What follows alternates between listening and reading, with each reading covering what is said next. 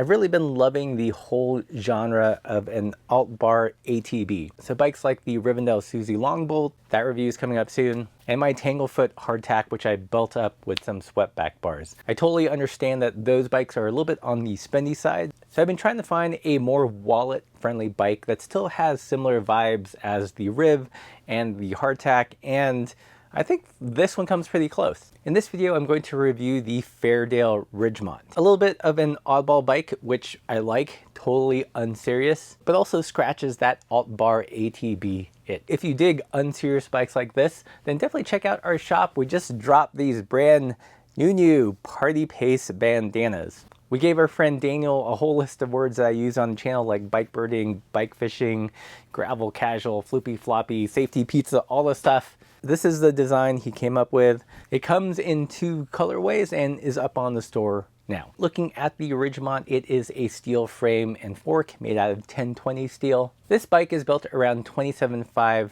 wheels. The tires are by Continental and they are the Double Fighter, which is a 27.5 by 2.0 tire. Smooth-ish tread with some side knobs, kind of similar to the WTB byways, so fairly fast rolling on smooth dirt and pavement. The wheels are using nutted axles, so not quick release, which I guess makes it a little bit more theft proof if you use it to commute in the city. And it's also rim brake with some good old fashioned non-branded V-brakes. The cockpit here is pretty interesting. It has like a really chunky BMX style stem and BMX style handlebars. The tiniest bit of sweep, but for all functional purposes, kind of a straight bar with lots of rise. It's got some non-branded levers. Trigger shifter is by SRAM. Moving down to the drivetrain, it's got a FSA Tempo 1x crank with a 36 tooth chainring. Looking a lot closer at the crank, it does have holes, so you could actually set up as a double.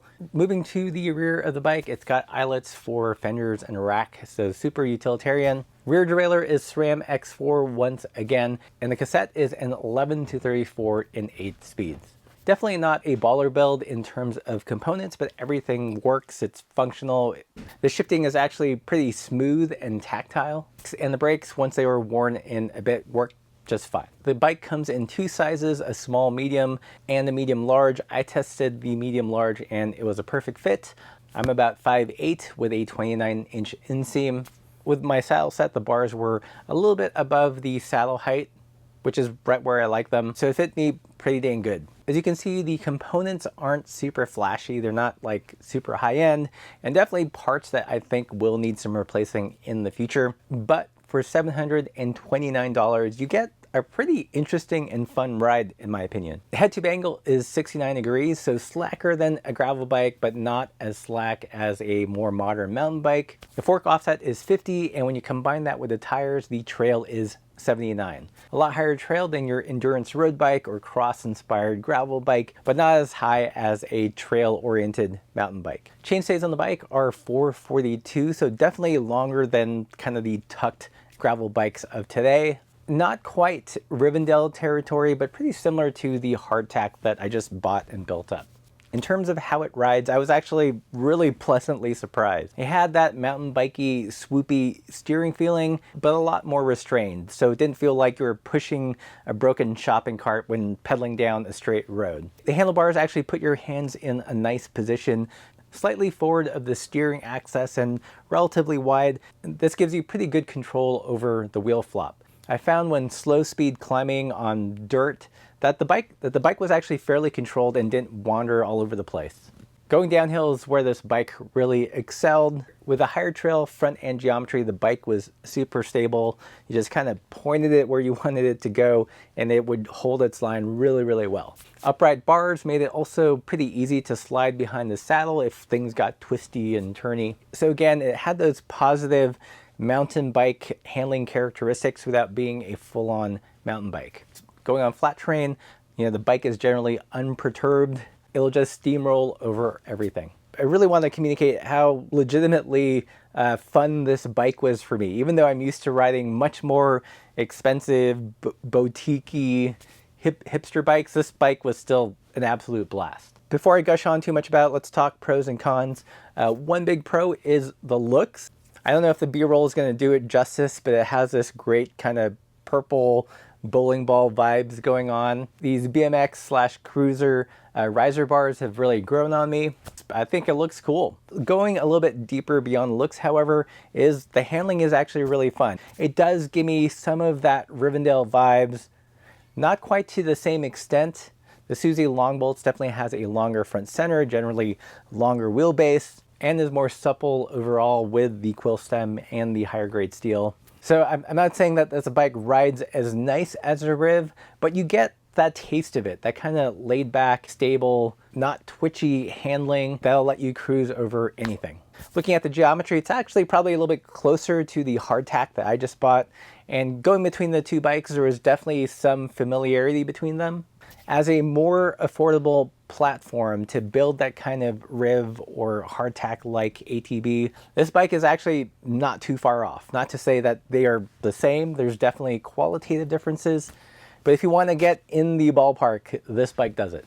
Okay, so what are the cons to this bike? The first one is weight. It weighs 32 pounds. It's definitely on the chunkier side of the bike spectrum.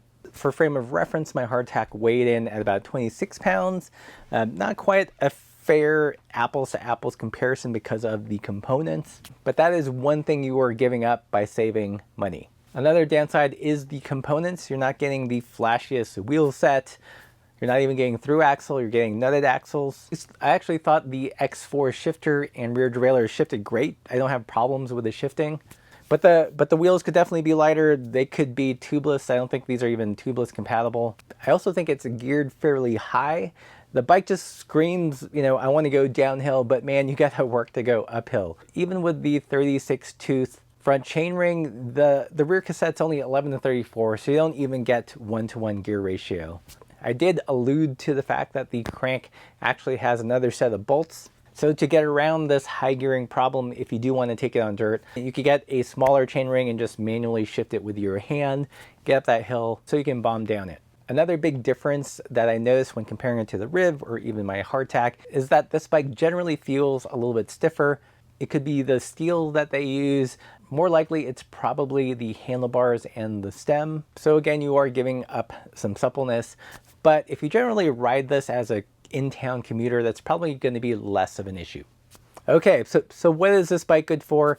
I think right off the bat, it makes a great bar bike. It makes a great kind of chill and laid back commuter, especially if you don't live in like Seattle or San Francisco with some crazy steep hills. It's also a great bike for just chilling, going on a cruise, riding some crushed limestone trail, the occasional green trail, or just anywhere where you're not racing.